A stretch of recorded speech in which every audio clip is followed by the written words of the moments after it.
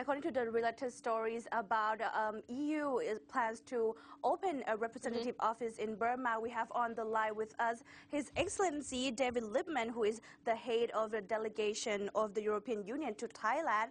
Welcome to the show, His Excellency. Good afternoon. Good afternoon. His Excellency, what are the reasons behind setting up a representative office of EU in Burma? Well, as you know, there are very important changes going on in Myanmar at the moment, and the European Union is trying to support and encourage this momentum, change and reform in that country at the moment. And in this connection, of course, we feel it is very important to be present on the ground, and we will be opening within the next few months an office there with specialists in development assistance and political affairs. Right. Excellency, how the EU is going to coordinate the function of its office in Thailand and Burma? Well, I'm already ambassador accredited to Burma, Myanmar, and I will continue to be accredited there. But the office will report to me.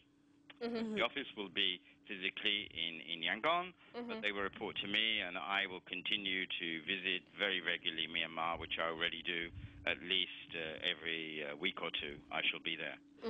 Okay. His Excellency, how do you see these hot developments of Myanmar opening up the country, welcoming foreign political figures, or even economic engagement? Well, we are absolutely delighted with progress that is happening, and we want to see more progress as well. And there are three areas in particular that we are following very closely. Firstly, of course, we want to see the release of all political prisoners.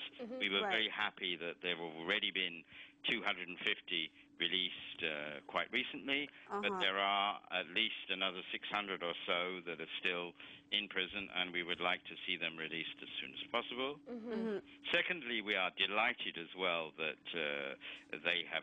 Myanmar has changed their election laws to enable the NLD to participate. A date has been fixed. The 1st of April has been fixed for the by-election, and we are looking forward to free and fair by-elections, and that is very important.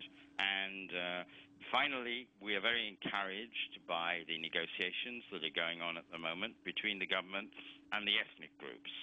Obviously, we want to see peace in all the ethnic areas, and I think that the government at the moment is trying its best to negotiate ceasefires and peace agreements with groups.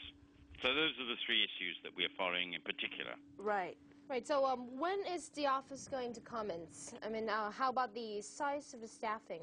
Yeah. Now, the question of the office is that we hope very much that the office will be opened within the next few months. And it will be staffed by specialists in development, because you should be aware that the European Union is the largest donor of development assistance to Myanmar. And in fact, for example, when Cyclone Nargis hit Myanmar in 2008, 65% of all assistance came from the European Union. So we are a major donor, and we have many projects going on there at the moment, and so there will be development staff to help us to monitor our programs, and we will also have a small political section to follow the day-to-day events. So that's basically the shape of the office. His Excellency, could you please elaborate on the topic that an EU representative office in Myanmar will play a political role?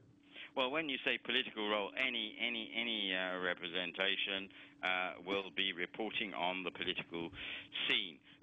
This is the case for any diplomatic or any other representation of any countries throughout the world, is that they will report on events. When you say play a diplomatic role, I will be the ambassador accredited, and I will continue to go there and meet ministers myself as well. So it will be handled by me from Bangkok. So would this development lead to a lift of sanctions in Burma? Sorry? Would this development lead to a lift of sanctions in Burma, in your opinion? In my opinion, providing that the conditions are met that I mentioned earlier, in other words, that we see all the political prisoners released, that the by-elections in Myanmar are free and fair, and that negotiations continue in a satisfactory way with the various ethnic groups, my view, in due course, the sanctions will be lifted by the European Union. And do you under those conditions.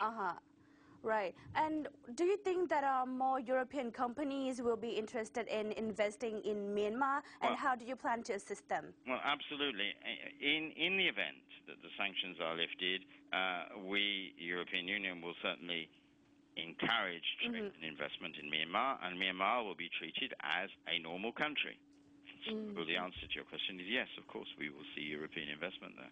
Right, so these investors, do you think they will use Bangkok as a springboard to get to Myanmar? There are certainly a lot of companies that are based, European companies that are based in Thailand at the moment, that are very interested in developing their activities in Myanmar as well. So the answer to that question is yes. All right, thank you so much for your time, His Excellency. Okay, thank you very much. Thank Bye-bye. you.